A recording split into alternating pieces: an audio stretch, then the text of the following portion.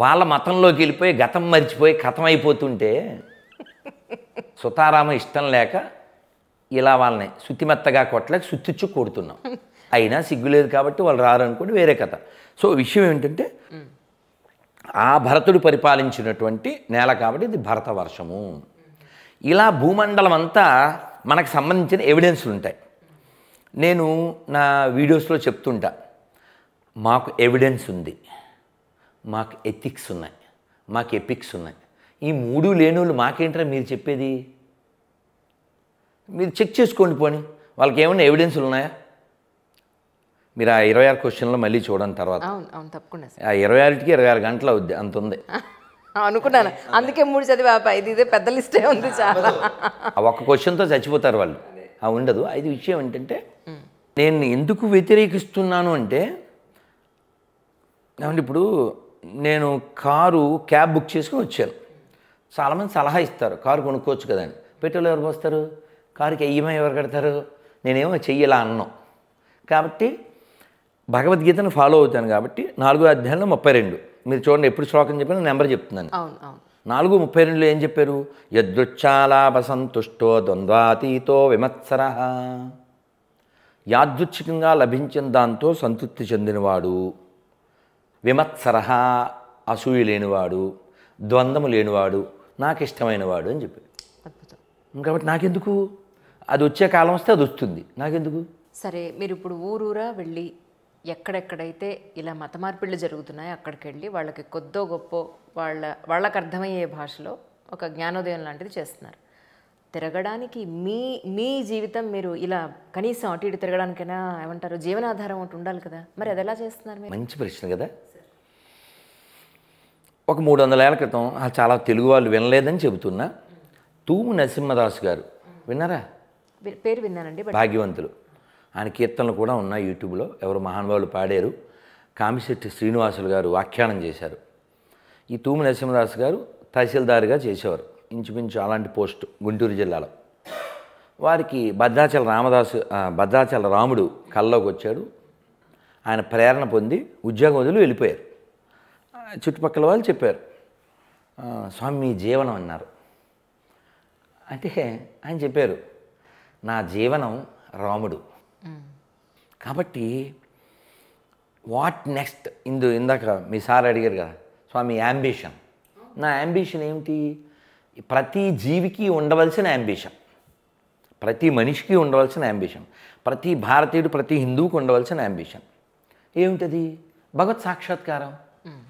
తాండి గోడేశ్వర గారు ఎప్పుడు చెప్తారు, మేనల్లుడితో చెప్పేవారంట రామకృష్ణ పరమహంస, తల నేలకు బాదుకునేవారట.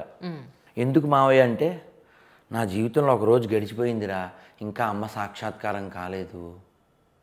అసలు మనకు బెంగే లేదు, అసలు ఇలా తడిగొట్టి దాన్ని ఎత్తి మీద వేసి పడుకుంటున్నాం, హాయ్ బ్రో అనుకుంటూ, భయం లేదు. అవును, ఎంత బాధాకరం.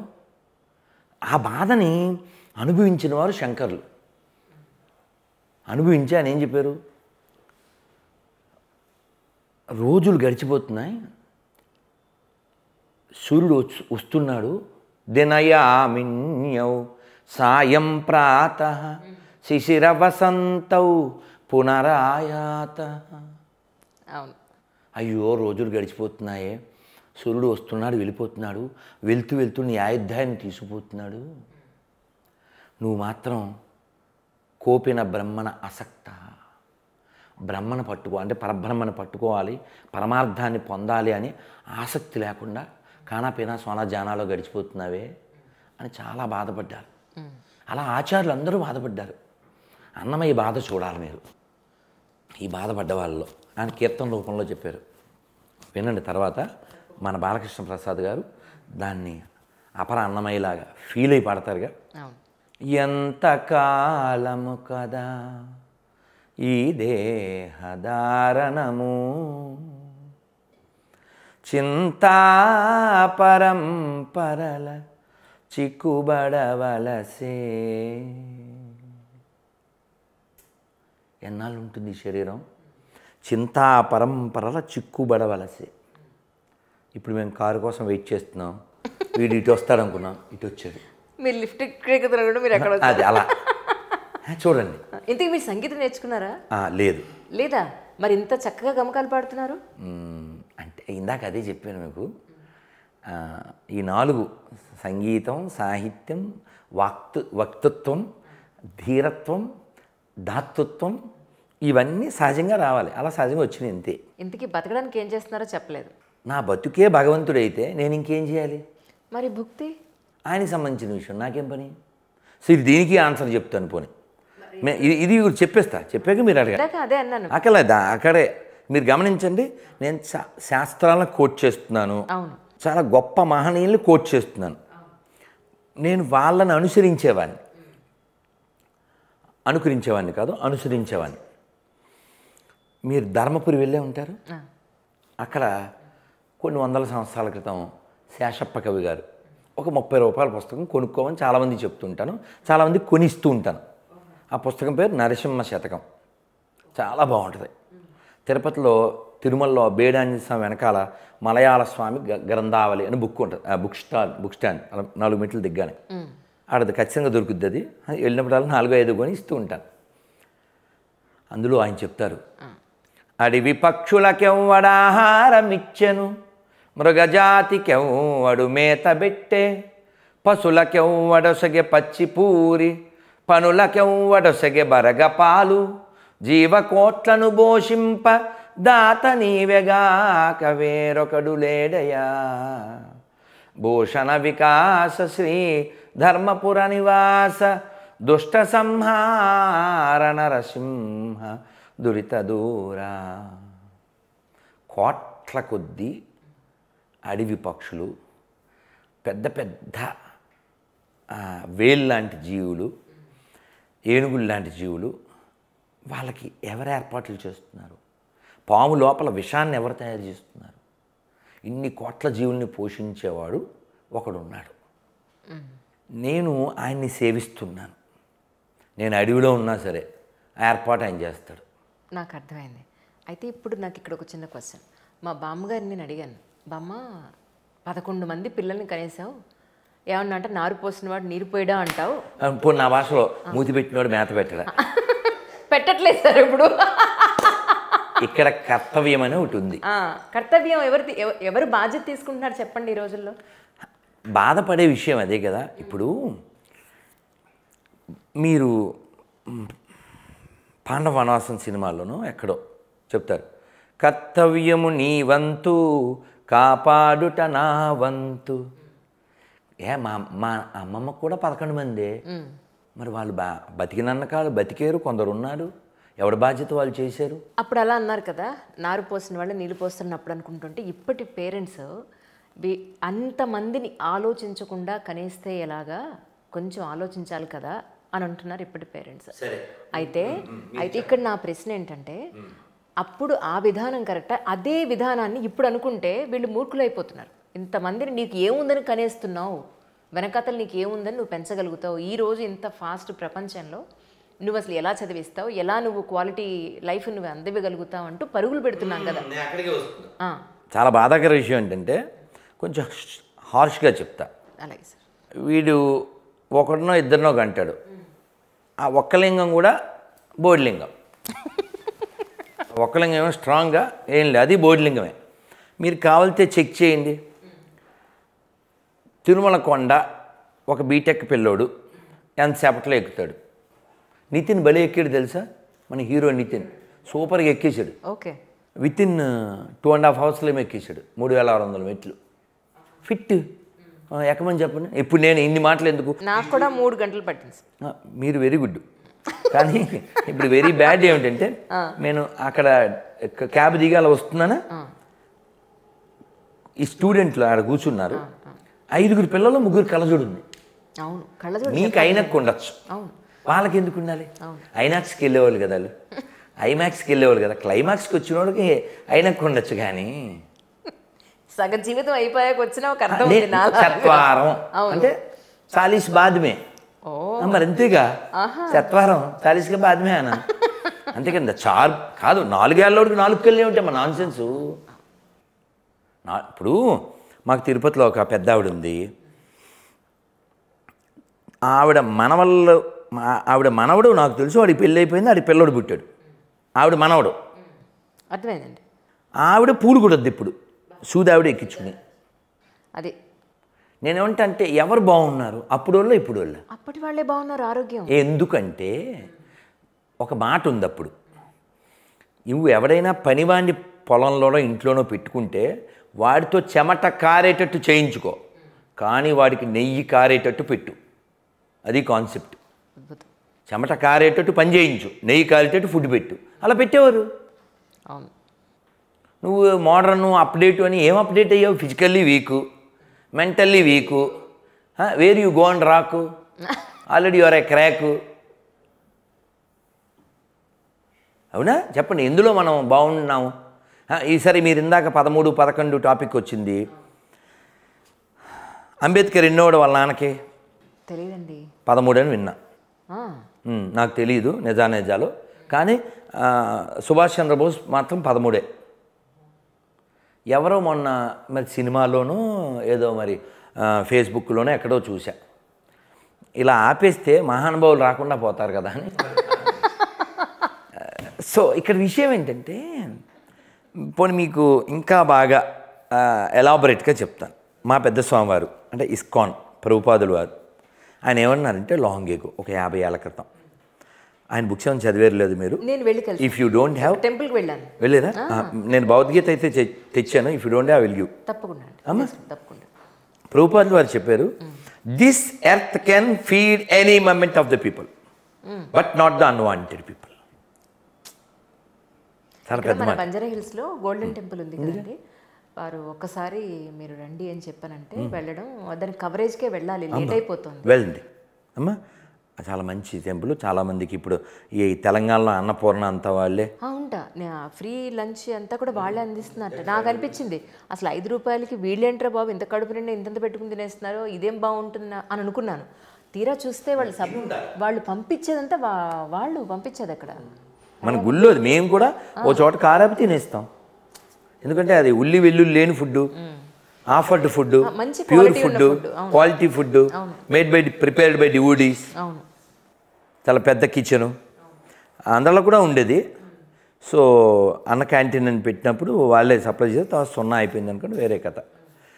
సో కాబట్టి నేను ఏమంటే క్వాలిటీ కావాలి. కాబట్టి క్వాలిటీ ఉన్నప్పుడు ఎంతమంది ఉన్నా పర్వాలేదు. అలా కాకపోతే శ్రీశ్రీ గారి కవిత గుర్తు తెచ్చుకోవాలి. ఏంటది? చెప్పండి. మీది ఒక బతుకేనా. కాబట్టి అలాంటి పీపుల్ కాదు, మనకి క్వాలిటీ పీపుల్ కావాలి. ఇప్పుడు సరే ఊరికి అనాలిసిస్కి చెప్తున్నాను. రామాయణం 3 ముక్కల్లో చెప్పంటే 2 అన్నదమ్ములు, 3 అన్నదమ్ములు, 4 అన్నదమ్ములు, ఇదే రామాయణం. ఏమిటి 2 అన్నదమ్ములు ఎవరు? ఎవరు 2 అన్నదమ్ములు ఎవరు? రామలక్ష్మణులు. నో, ఇది మంచి అనాలిసిస్, ఎంజాయ్ చేయండి. 2 అన్నదమ్ములు అనగానే వాలి సుగ్రీవులు గుర్తు రావాలి. 3 అన్నదమ్ములు అనగానే రావణ కుంభకర్ణ విభీషణులు గుర్తు రావాలి. 4 అన్నదమ్ములు అనగానే రామలక్ష్మణ భరతశత్రుఘ్నులు. ఓకే, ఇలా అన్నదమ్ముల బ్యాచ్లు 3 ఉంటాయి. అదే రామాయణం. చూడండి, బ్యాడ్ ఏమిటంటే 2 అన్నదమ్ముల్లో ఒకడు పోయాడు, 3 అన్నదమ్ముల్లో 2 పోయారు, 4 బాగున్నారు. ఎంత దారుణం, రాముడు వెళ్ళి ఇలా చేశాడు. మన బైరి నరేష్ లాంటి వాళ్ళకి ఎవరికో అప్పచెప్తే చక్కగా ఇలా కామెడీ చేసేస్తారు. కానీ ఆ 4 ఎందుకున్నారు, వీళ్ళు 3లో 2 ఎందుకు పోయారు, 2లో 1 ఎందుకు పోయారు అంటే ఎవరి ధర్మమో వాళ్ళు మిగిలేరు. దీనికి శాస్త్రం ఏం చెప్పిందంటే, నీతి శాస్త్రం చిన్న పుస్తకం చదవండి, బాగుంటుంది. దాదాపు 35 ఏళ్ల క్రితం నలిగిపోయిన పుస్తకం నా దగ్గర ఉంది. అందులో చెప్తారు పాము ఇన్ని గుడ్లు పెడుతుంది, అలాగే నక్కలు కూడా కొన్ని కంటాయి, ఇంకా కొన్ని జీవుల పేర్లు చెప్పి ఇన్నిన్ని కంటాయి అని చెప్పి ఆవు ఒక్కటే కంటుంది. కానీ ఎక్కడైనా ఆవుల మందే కనబడుతుంది, పాముల మందా నక్కల మందా కనబడదు. ఎందుకంటే అవి అధర్మానికి ప్రతీకలు, అవి నశించిపోతాయి. ఇది ఒక్కటున్నా వృద్ధి చెందుతుంది. కాబట్టి ధర్మమే ప్రధానము. అందుకని ఈ భూమిని ధర్మభూమి, కర్మభూమి, పుణ్యభూమి, వేదభూమి, ఋషిభూమి, తపోభూమి, అలాగే దేవభూమి అని పిలుస్తారు. హిందీలో ఒక పాటలో చెప్తాం, चंदन है इस देश की माटी, तपोभूमि हर गाँव है, हर बाला देवी की प्रतिमा, बच्चा बच्चा राम है. ఎంత గొప్ప భావనమ్మా అది. నిజం నిజం. हर शरीर मंदिर सा पावन, हर मानव उपकारी है, जीवन का आदर्श यहाँ परमेश्वर का धाम है, बच्चा बच्चा राम है. ఇది కదా జీవితంలో గొప్ప భావన, ఉన్నత భావన.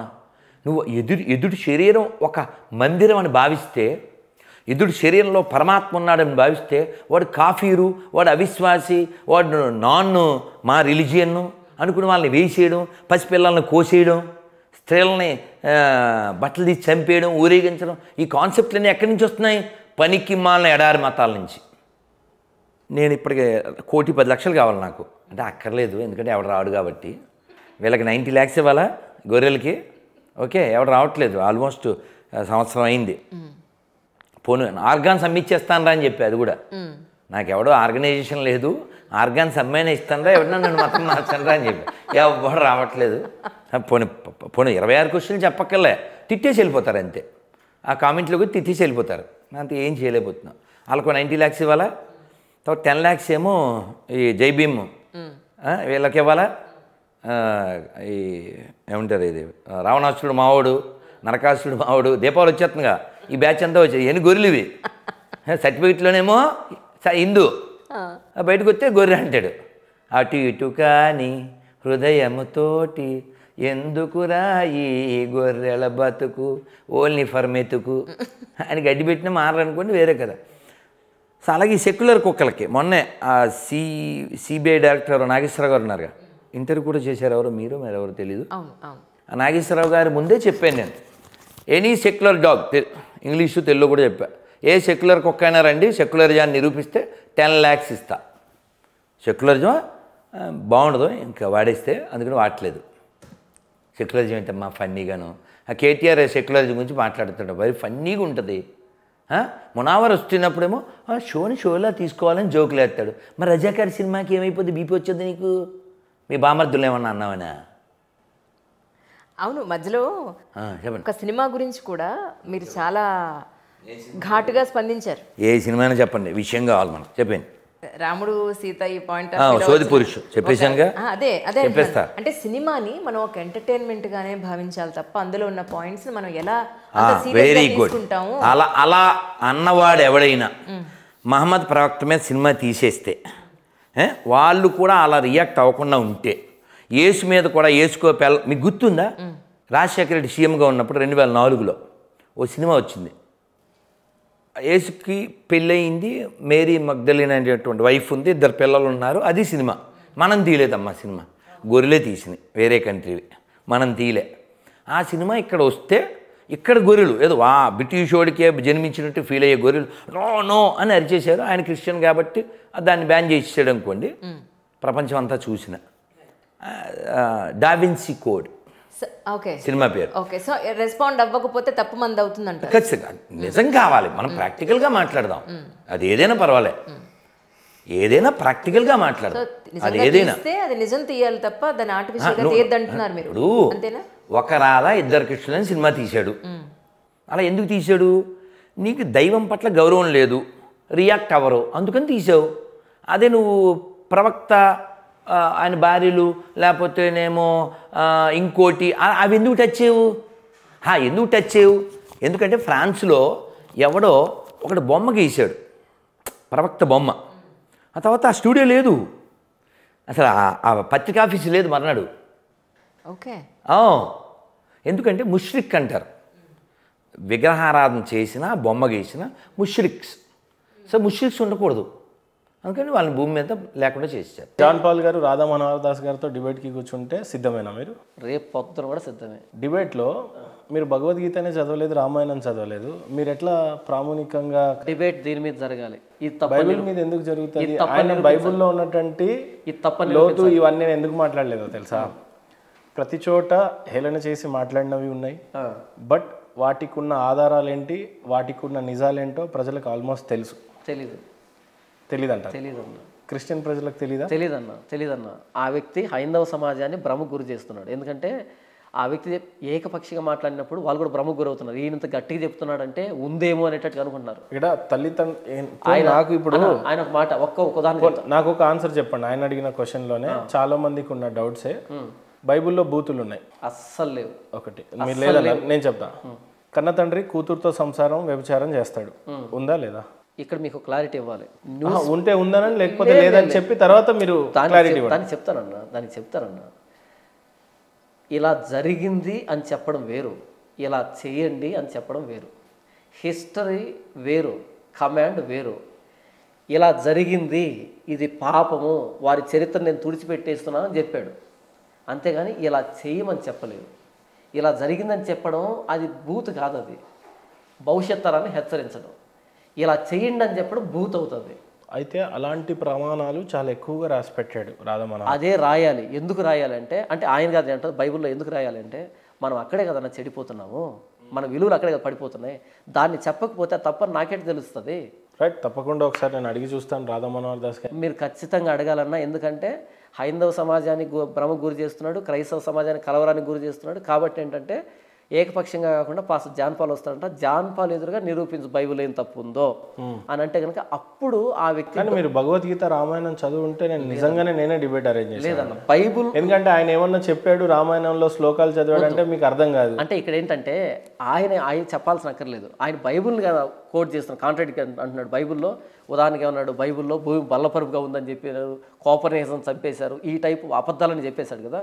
అప్పుడు నేను అడుగుతాను, ఎక్కడుందో చెప్పు రాధా మనోహర్ దాస్ గారు, ఎక్కడ భూమి బల్లపరుపుగా ఉన్నది ఎక్కడుంది, ఎక్కడ దేవుడు అలాంటి వాళ్ళని చంపమని చెప్పాడు ఒకసారి చూపించని నన్ను అడుగుతాను. అప్పుడు నిజం బయటకు వస్తాను. ఆయన డిబేట్కి కూర్చుంటాడు కానీ ఆయన కొన్ని నియమాలు పెట్టాడు. కూర్చోండి. ఇప్పుడు మీరు రామాయణం భగవద్గీత చదవకుండా డిబేట్లో ఏం మాట్లాడతారు? బైబిల్ గురించి, ఆయన బైబిల్ గురించి చేసిన వాక్యాలనే అడుగుతాను నేను. ఇప్పుడు 2000 సంవత్సరాల దాని గురించి ఆయన అదే మాట్లాడుతున్నాడు. దానికి ఉన్న క్లారిటీ అంటే ఆడియన్స్కి అర్థమవుతుంది.